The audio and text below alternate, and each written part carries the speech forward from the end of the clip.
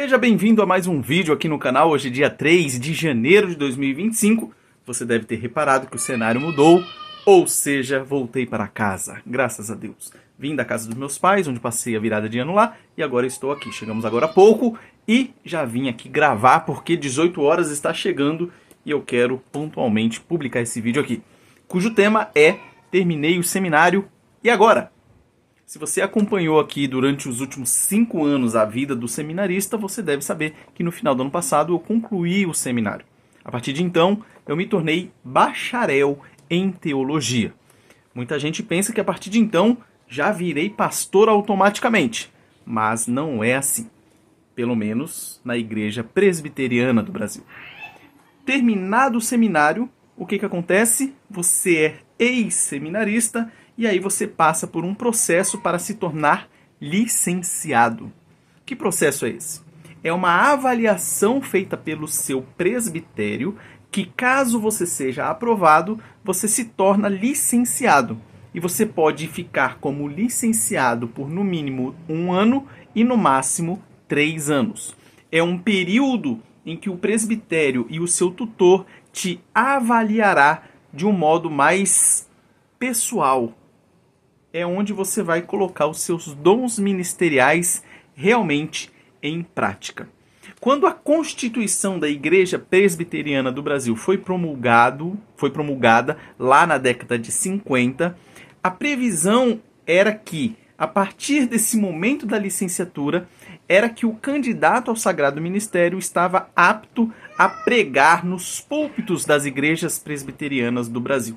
Hoje em dia nós vemos que na prática não é assim, pois praticamente todas as igrejas presbiterianas o seminarista prega. Inclusive, antes de ir ao seminário, muitos já pregam, na época de aspirante ao sagrado ministério. Mas a figura está aí. Então, nesse período, você fica sendo melhor observado e nesse período você faz um relatório e ao final do período você apresenta esse relatório junto com o relatório do seu tutor, que é um pastor que vai te acompanhar, geralmente o próprio pastor da sua igreja, ou do local onde o presbitério vai te indicar para você cumprir a sua licenciatura. E após o período da licenciatura, você passa de novo numa avaliação pelo presbitério e caso seja aprovado, aí sim você é ordenado pastor presbiteriano. Mas vamos falar um pouco a respeito desse processo. Eu estou aqui com o Manual Presbiteriano na minha mão. O Manual Presbiteriano ele é composto pelos documentos mais importantes da IPB, dentre eles a Constituição da IPB, esse que eu citei no começo do vídeo. Então, só para você ter uma ideia, eu já poderia ter sido avaliado pelo meu presbitério agora no final de 2024. Só não fui por uma pequena questão de data. Porque para você ser avaliado pelo presbitério, você tem que ter concluído o seminário. E a reunião do meu presbitério foi um pouquinho antes da minha formatura no seminário. Então, por causa disso, eu não pude ser avaliado. Mas eu já entreguei 2 documentos que são essenciais para o processo de licenciatura, que é uma exegese e uma tese. Essa tese, na verdade, é uma monografia baseado em um dos temas da Confissão de Fé de Westminster, que é um dos símbolos de fé da nossa Igreja Presbiteriana do Brasil. Então, eu já entreguei a minha tese e já entreguei a minha exegese na reunião de novembro. Esses 2 trabalhos meus foram distribuídos para uma comissão, é uma comissão chamada Comissão de Candidatos, que vai avaliar as 2. E aí eu posso ser aprovado nas 2, posso ser reprovado nas 2, posso ser aprovado em uma e reprovado em outra. Então a comissão, que é composta, se não me falha a memória, a minha comissão é por 3 pastores e 2 presbíteros, eles vão avaliar o meu trabalho e vão apresentar o resultado na próxima reunião do presbitério, que será em fevereiro agora de 2025. E é nessa reunião que eu serei avaliado nos outros quesitos. Quais são? Um sermão, que é pregado perante o presbitério. Esse sermão é um sermão de prova, ele também pode ser no final eu posso ser aprovado no sermão ou reprovado no sermão. E você também tem a sabatina, a pergunta, como se fosse uma prova oral. Você fica lá na frente e os membros do presbitério podem te fazer, devem e vão te fazer perguntas quanto à sua experiência religiosa e quanto a assuntos teológicos, assuntos que você estudou no seminário. Então, para que fique um pouco mais... Isso aqui é um resumão dessas coisas que eu falei. E agora eu vou ler alguns artigos aqui da Constituição para ver, ou para confirmar aquilo que eu já disse. Então, de um modo mais formal. E também para que você, se você quiser se aprofundar no assunto, você consegue baixar tranquilamente a Constituição da IPB aí na internet e ter acesso aos artigos que eu vou falar aqui. Então, artigo 118, primeiro.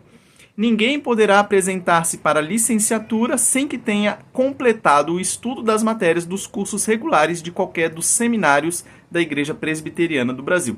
É aquilo que eu falei, o motivo pelo qual eu não pude ser avaliado agora no final de 2024. Faltou concluir formalmente o curso, embora todos os trabalhos já tinham sido feitos, mas ainda estava faltando a entrega das notas pelos professores e a formatura em si. Então, artigo 119. O candidato, concluídos seus estudos, apresentar-se-á ao presbitério, que o examinará quanto à sua experiência religiosa e motivos que o levaram a desejar o sagrado ministério, bem como nas matérias do curso teológico. Até a primeira parte aqui, essa experiência religiosa, a gente já é indagado sobre isso lá no início, antes de ir ao seminário. Eles fazem essas perguntas de como é sua vida espiritual, como foi a sua experiência de conversão, sua experiência religiosa, a vocação, para ver se vão te mandar para o seminário ou não. Agora incluiu mais um item, porque além dessas perguntas ainda tem os temas teológicos. Parágrafo único do artigo 119. Poderá o presbitério... Ah, não, isso aqui não interessa não. Vamos pular aqui para o 120. Deve ainda o candidato à licenciatura apresentar ao presbitério aqui o que é exigido. A linha A. Uma exegese de um passo das Escrituras Sagradas no texto original em que deverá revelar capacidade para a crítica, método de exposição, lógica nas conclusões e clareza no salientar a força e expressão da passagem bíblica. A linha B. Uma tese de doutrina evangélica da confissão de fé. A linha C, um sermão proferido em público perante o concílio, no qual o candidato deverá revelar sã doutrina, boa forma literária, retórica, didática e, sobretudo, espiritualidade e piedade. Esse sermão ele é público, mas na hora da avaliação, quem não é integrante do concílio é convidado a se retirar e a avaliação é feita só perante os membros do concílio. O artigo 121. O exame referente à experiência religiosa e quanto aos motivos que levaram o candidato a escolher o ministério, bem como a crítica do sermão de prova, serão feitos perante o concílio somente. É o que eu acabei de dizer. Depois nós temos aqui algo interessante, que é o artigo 124. O presbitério, após a licenciatura, determinará o lugar e o prazo em que o licenciado fará a experiência de seus dons, designando-lhe também um tutor eclesiástico sob cuja direção trabalhará. Então, é como eu disse, o presbitério indicará o local. Geralmente, a igreja onde você cumpriu o período de seminário e o pastor ali, junto com o conselho, te convidar para fazer a licenciatura ali, geralmente o presbitério concorda.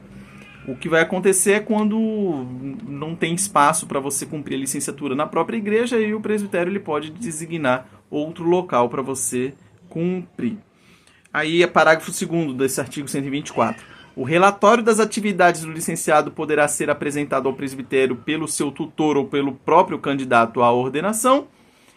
E aqui nós temos, parágrafo 3º, que o período de experiência do licenciado não deve ser menos de 1 ano, nem mais de 3, salvo casos especiais a juízo do presbitério. Então, como eu já tinha dito também, o período é de 1 a 3 anos, podendo esse período ser relativizado geralmente esse 1 ano, geralmente pode ser um pouco menos, e em casos excepcionais também pode ser estendido. E o artigo 126, que é o último, a licenciatura pode ser cassada em qualquer tempo, devendo o presbitério registrar em atos os motivos que determinaram essa medida. Por exemplo, você está cumprindo a licenciatura e você começa a agir de uma maneira que não condiz com um licenciado, você pode ter essa licenciatura cassada. Você deixa de ser licenciado. É a mesma coisa que acontece com o seminarista. O seminarista ele também pode ser cassado, ou deixa de ser candidato ao Sagrado Ministério, a depender do que decidiu o presbitério. Então, é aí que nós estamos. Então, em fevereiro, se Deus quiser, eu participo dessa sabatina, do sermão de prova e tenho o resultado dos trabalhos que eu já entreguei para saber se eu vou ser licenciado ou não. Nesse período, algumas atividades vão ser passadas a mim na igreja onde eu vou cumprir a licenciatura e isso vai ficar para um próximo vídeo, se Deus quiser, amanhã. Beleza? Que Deus abençoe a sua vida. Se ficou alguma dúvida, mande aí nos comentários, por gentileza. Um forte abraço e nos vemos aqui amanhã, se Deus quiser.